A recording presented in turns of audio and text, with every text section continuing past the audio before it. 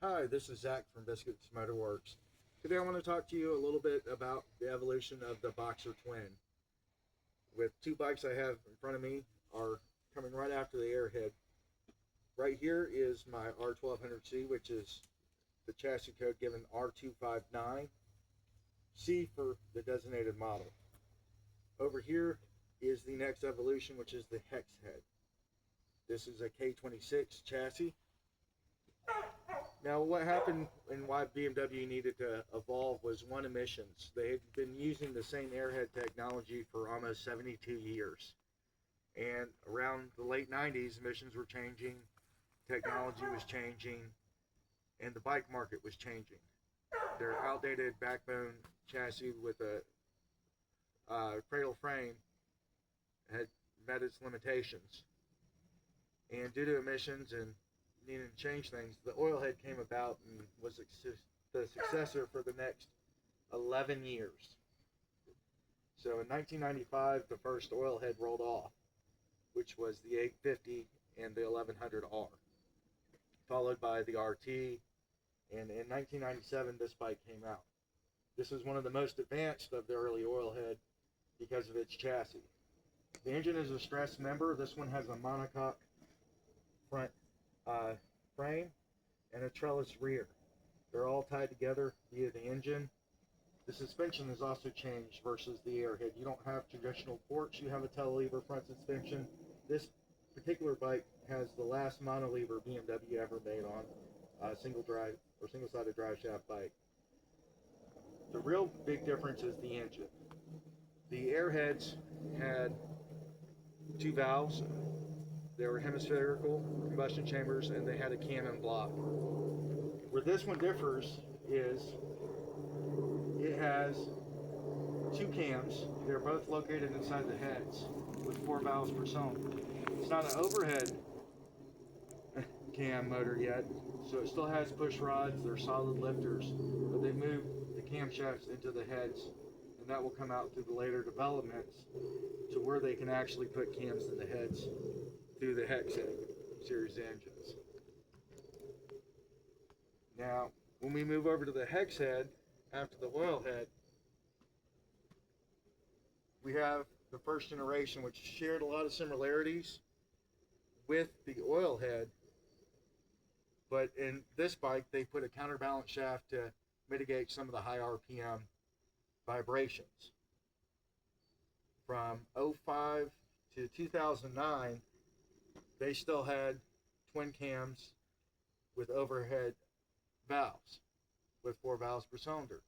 Now that changed in 2010 when they started their first true four valve overhead cam engines based on this same block.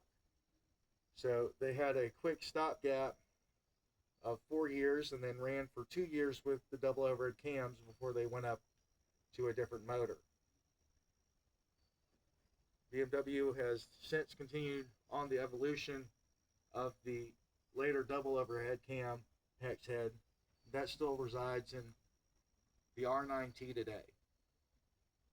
Now these bikes are really great bikes. They have really cool suspension between the two of them, between the telelevers in the front, which help with the control of the chassis, helps with your suspension feel, helps with everything just feeling more rigid. You have a smoother ride. You have really great cornering because your trail doesn't change on these bikes. And the rear suspension, we have a monolever on one side and then we have a paralever on the other. The paralever kind of acts like the front telelever, where you're not losing any trail as you're going through the range of motion of the suspension via acceleration, braking, all that. So it makes a much more stable bike, a bike that you can really trust and lean into. That's why these are some of the favorite police bikes of their era, one being only 600 pounds versus a Harley's anywhere from 800 to 1,000.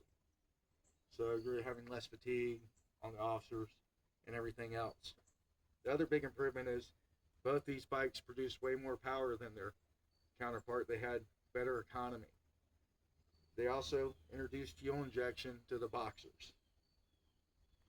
One being very primitive with the Oilhead only needing 4 sensors with the ECU EEPROM to run, as it had a programmed memory, um, which gave it certain parameters to run. So you had your hall sensor, which fed information into the Motronic. You had your throttle position sensor, your O2, and your intake air temperature sensor. That's all these need to run. Very, very simple. They're kind of adjusted and tuned, kind of like a carburetor bike, where you have a vacuum air bleed to synchronize the throttle bodies, and you can do some minor fuel adjustment, or you can buy a fuel programmer and basically tune it on your idle, your accelerator pump, and then your high speed. These bikes were more computer controlled, as they had some wiring issues on the earlier Oilheads. As BMW's typical fashion, they went overboard. So there's no longer fuses, relays, or anything on the Hexhead bikes. It's all run on a CAN bus system, which is a computer network that reads all the sensors on the bike. This bike has a lot more sensors than the early Oilheads do.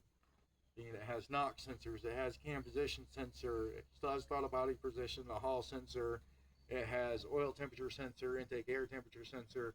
All these things correlate to the CAN bus system for it to run more efficiently. They were able to squeeze a little bit more power and torque out of these and reduce some weight in key areas. But this bike did evolve from being a overhead cam motor. Sorry about that. Evolved into an overhead cam motor from being a overhead valve motor that only lasted 4 years, and then 2 years on the overhead cam until the next iteration came about.